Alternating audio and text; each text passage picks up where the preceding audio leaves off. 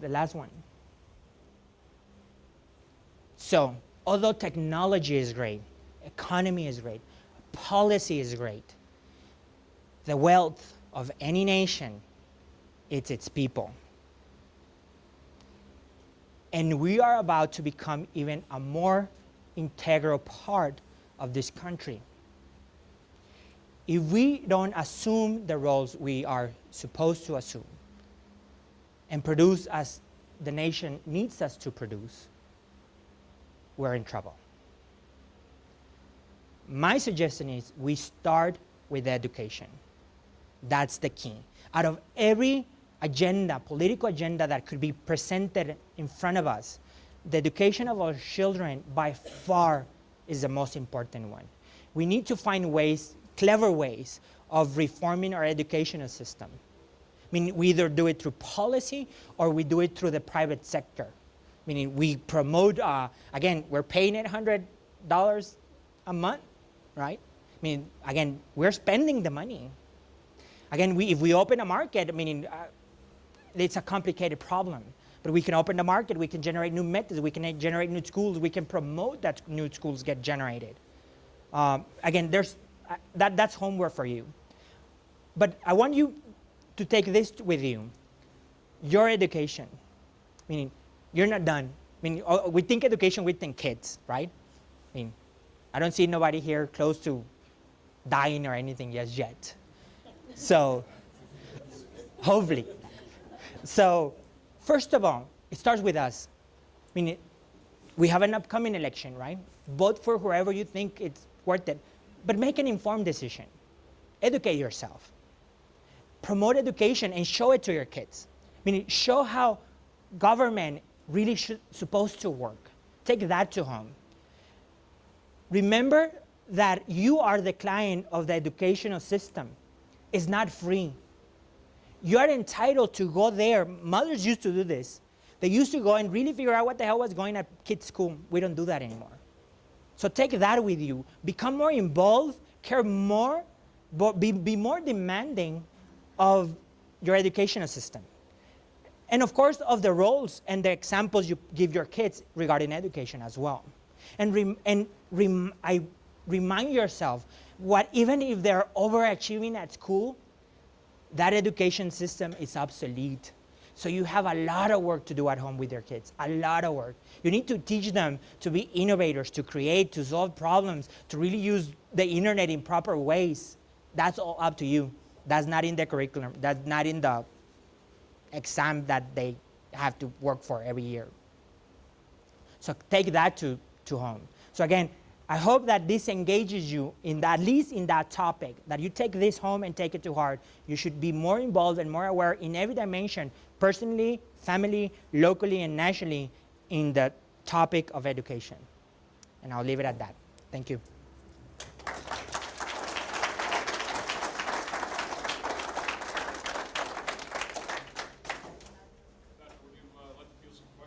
Yeah, does anyone has any comments, questions? My question is, well, first of all, I get your message and I understand it.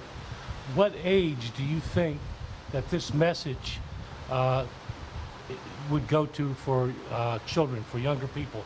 What's the lowest age that you think you could give this presentation to that they would understand it and move with it? I think middle schoolers. I think so. At least I'm not a elementary or K-12 professor. I do have a nephew that age, and I think he understands. I have talked to other children through the HOT project, that these kids that go to YouTube, and I think at that age and I think also myself at that age, I think it was crucial. I think you're aware enough of what it's about to come. I think at that age you start recognizing that there's this future that it's going to happen. And it's the age where you start getting very confused. So I think right around 12 or 13, right before you start making the wrong decisions, I think that would be ideal. I think younger, you don't really still have this foresight. Even 14-year-olds don't have it, but they have a little already. This foresight, I think that it would be important. I think that's a good age. I want to thank you for your presentation. It's very interesting, being that we are Hispanic majority in this region. My question, I'm not sure if you might be able to answer, but do you think that Hispanics are in, what is the number of the Hispanic population here in the States? And if you have a number, do you think that number is affected as far as, because we're such a, maybe a high number, do we think that, are we blinding ourselves? Or would you say that, are you suggesting that Hispanics are in a comfort zone or in a denial process of some sort? Would you be able to answer that? Yeah, well, I have my 2 cents. There's 50 million of us today, 16.4% of the total U.S. population. And it's a very complicated problem. And I hope that in any of this, I hope I didn't transmit judgment. It's not about judgment. I really was trying to transmit responsibility. Usually when we talk about things related to policy, it's always about pointing the finger to something. And it just bothers me that we see government as something isolated than us. And it has happened everywhere. Citizens, I guess as we have become more urbanized or something, we have been sort of so isolated from government, and we see this entity almost as sort of a theological figure that should solve everything. And we're really part of it. Meaning that policy starts with us. Trust me, the best policies started by some people yelling outside a building or something. Meaning, I guess the civil rights movement started, it was not driven by a politician. I guess the biggest policy changes are driven by us, by the population.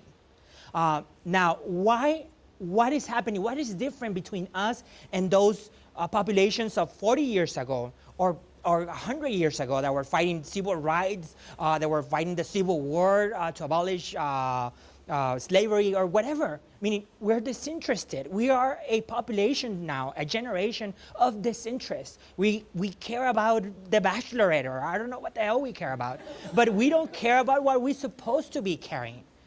Meaning, we are detached. We literally are dropping all these hopes on the hands of government officials, and then we keep on with our lives. We're too busy. And it's not only Hispanics, it's everybody. And at the root of the problem is, again, the point that I was trying to make when I was talking about how science has evolved so much and education has evolved so much.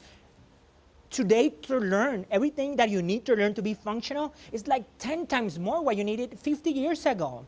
Meaning 50 years ago, you were good off with adding, subtracting, multiplying, meaning knowing a little about your local and that was it. Meaning today, who knows how the microwave works? Who knows how television works, the cell phone works? I was telling my mother, Mommy, you're blind, basically. I mean, you don't know how anything works around you. And I was not being mean. I was trying to show her how much things have changed. She doesn't know how the ATM works. Meaning in locally, people 20-something don't know how the finance system works. Most people don't know the interest rate of their loans from those payday loans places. They don't know how much they're paying in interest, and they don't care. Meaning, how many of us here know the interest rate on our credit cards? We don't pay attention. We don't care about nothing that we should be caring about. We have to start here. We're local. We're in El Paso. I think most of us have children that could be impressed upon by what you just told us. So where will you guide us for us to tell our teenager, our 12, 13-year-old, go here. Let's get involved in this. In order to educate you, I will re-educate myself and be able to make a difference as a Hispanic population. I mean, where is it in El Paso, Texas, that I could take my daughter to learn about sustainability, to learn about how politics work? I mean, I know you talk about the internet, but I think he has to be in a little bit different setting. Where are those resources? Well, there are not plenty of them, and they might be, and I'm not an educational expert. Let me sort of give that disclosure. This is more of sort of a citizen concern than anything else. But let me tell you a couple things that I have a 4-year-old daughter, so I have the same concerns. So, and then there's several levels that we should respond at. But the first one, the most immediate one, is my daughter, and this is my first level. So even before policy changes and we have cool private or charter schools or whatever, my daughter's first. So what do I do? So I'm researching. Meaning, what are other countries doing? There's this Center for Human Development in Harvard. Tony Wagner, he published a book called The Achievement Gap, and he shows how our graduates from high school are not prepared to really compete in this global economy anymore. And he sort of has 7 skills that he identifies. Those are the skills we should be preparing. And he goes to the best private school in the U.S. and he shows that not even there they're teaching these 7 skills. So, but now I know. And he has a link to some other resources. And there's this whole program and after-school programs that. And the whole program that he has is meant for movements and community-based organizations to apply them and deploy them with groups of kids. But I thought, I'm not going to wait. Meaning, I would start working with this with my child. So I dedicate time of my own to my child's education. So, because I don't have the luxury to wait for the system to be corrected. I mean, she doesn't have that time either. So at the very first level, we act with urgency. We do whatever we can, so we get informed. And the internet, unfortunately, it's our first and most obvious resource. Meaning, we get educated, we learn of what our kids should be learning, and we take it into our own hands. She's still going to go to school, but I'm not relying on them to fulfill their job, and I'm not waiting for them to do it, because meaning, if not, then we're doomed. Meaning, I'll take care of that. That's the first thing. And then, of course, as we become more involved citizens, then I'm start thinking, I mean, I'm not really a politic-driven individual. It might seem like that, but at least I wasn't. Maybe I'm becoming one. At least I wasn't. But now that I'm so aware, I'm getting this itch, right? So I see Senator Shapley doing this stuff, and I'm saying, maybe I should go talk to this person and share these concerns with me. And maybe I don't do anything more but that. But the point is, I'm now prompted to do something more that goes beyond my daughter, just out of concern. And I think we all could find ways like that, locally in our community, within our work. Meaning, I'm doing also this within the university. And I'm looking at how we can apply the resources of the university to help develop children here from HACEP, to develop those 7 skills I just told you. So meaning, I now have the itch within my work environment. So I'm looking for opportunities to push this agenda forward. We have another question over here. Dr. Olvera, do you mind sharing briefly the project that we have forthcoming with the Youth Leadership Academy and how it ties in with your presentation in teaching youth the responsibility to manage their education? Tony Wagner from Harvard says, kids today, or grown-ups today, need to have this set of 7 skills. They need to have problem-solving, critical thinking skills. It's sort of obvious, but it's true. We don't have them, and trust me, I have engineering students that struggle with this, and I'm helping them as well. They need to have agility and ability to adaptability, be able to learn new stuff. Before, again, you could be a generational popsicle seller. Not anymore. Meaning, economy changes, problem changes. Even as a researcher, meaning you solve a problem, you move to the next one, and you might need to learn something new. And actually, we need to learn something new all the time. I mean, that era where we learn everything in elementary school and that was done, it's over. We need to be adaptive learners. We need to be creative thinkers, imagination to create new solutions, new products, new technology. We need to communicate better. We are horrible at communicating, orally or in written form. We don't convince anyone. Meaning, I sometimes listen to younger people and I don't know what they're saying. And I'm amazed that they understand each other. It's like they're playing fill in the blank, right? And everybody has the code except me.